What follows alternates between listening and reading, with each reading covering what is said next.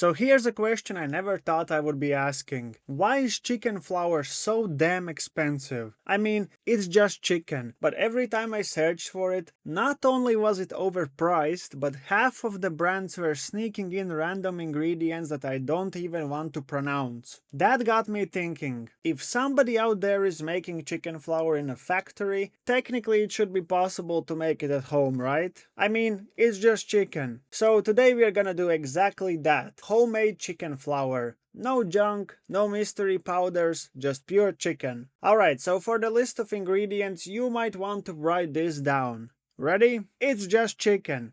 That's it, 300 grams of chicken, or about 10.5 ounces for my American friends. That's the entire recipe. I took mine out of the freezer, defrosted it, and only then realized I had prepped it in two different ways. One half was whole, the other half was cut into cubes. Past me must have been feeling spicy that day, so I just went with it and cubed the rest to match. Now before we turn this into flour, we need to actually cook it first, so into the air fryer it went.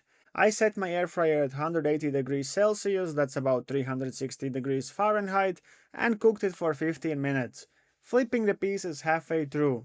This step is basically just making plain chicken, nothing fancy. But the air fryer does it quick, even, and without babysitting. By the end, the chicken was cooked through, still juicy, and ready for the next step. I spread the cubes out on a cutting board, let them cool for about 10 minutes, and then the fun and slightly tedious part began. Here's where you have options. If you got a food processor, you can basically skip this and let the machine do all the work. But I don't. Honestly, I'm surprised I even own an air fryer and a NutriBullet. So I grabbed a knife and went to town chopping these cubes into the tiniest bits I could. And while I'm chopping away forever, let me answer the big question. Why even bother with chicken flour? Well, think of it like this. Regular flour belongs in the trash can. Chicken flour is 100% protein. You can use it to make high protein bread, pancakes or waffles, whip up a carnivore pizza crust, thicken sauces or soups, even sneak it into recipes for an extra protein boost. Basically, it's like having a protein powder in solid form. Except this one you know exactly what's in it. No fillers, no mystery blends, just chicken. Okay, back to the process.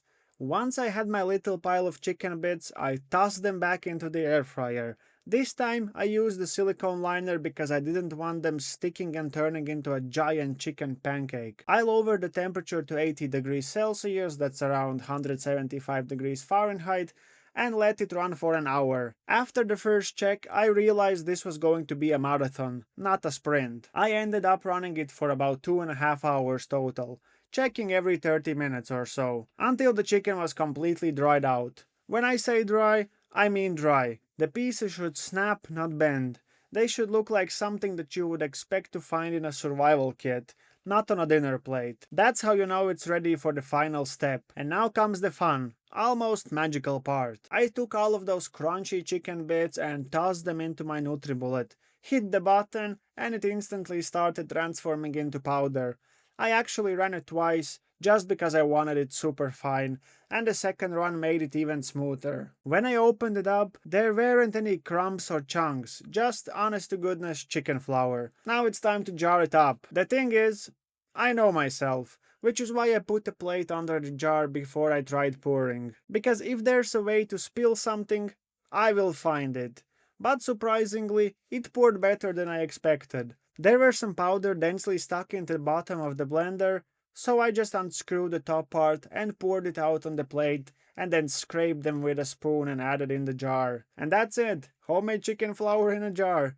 So here's the wild part. I started with 300 grams of chicken, and after cooking and drying, you lose all the water weight. So you actually end up with about 90 to 100 grams of flour. That's roughly a third of what you started with, which makes sense because chicken is mostly water. Still, that little jar of flour is pure protein. It can be stored for up to 2 weeks in the fridge or for months in the freezer. So now I've got my own jar of chicken flour sitting in the kitchen, and tomorrow I'm definitely baking something with it. Bread, pancakes, maybe a pizza crust. You'll just have to wait and see. But honestly, I love how simple this is. No overpriced store-bought bags, no mystery labels, just a little time, a little patience, and you've got flour made of pure chicken.